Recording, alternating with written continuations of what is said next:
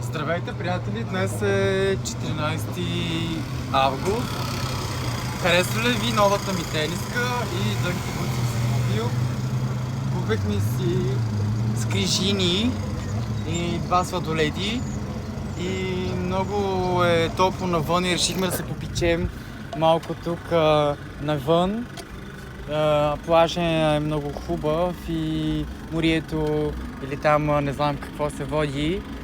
Всичко е прекрасно. Сега реших да се направя едно селфи и някаква си простачка минава и ми вика селфи, аз викам thank you, разбирате ли? И да. И той си купи нови дрехи.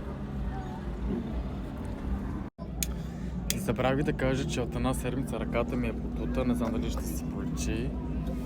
И много ме боли и като си пипам ето както правя, самата ми ръка се кърца, не знам защо. Ако някой знае как и какво да направя, нека да пише това в коментарите. Здравейте, приятели! Днес е 15 август и аз сега си правя рутината за косата с маската.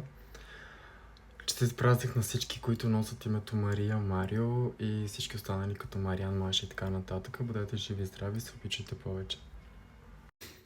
Здравейте, при мен 12 без 20 вечерта е 17 август. При вас сигурно вече е 18 август. Искам само да кажа, сега се направих маска на лицето с паса за зъби, затова цивря. Но исках да покажа своите актьорски умения. И повярвайте, психичното ми състояние по никакъв път не е много добро.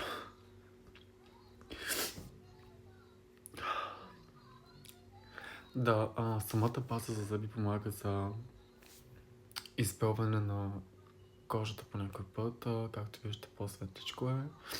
Ако имате, ето това вече почва да засъхва.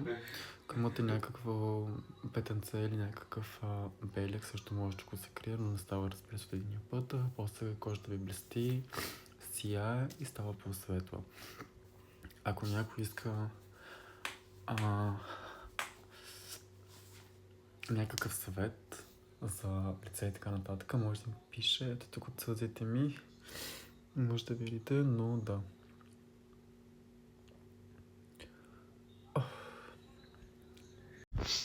Ето вижте, в смисъл, бръчките ми как са така надолу.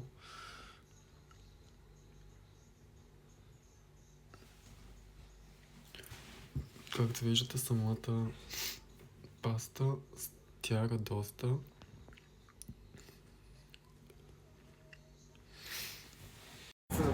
Здравейте, приятели! Днес е 19 февруари, ние сме на работа, пиеме кафенце.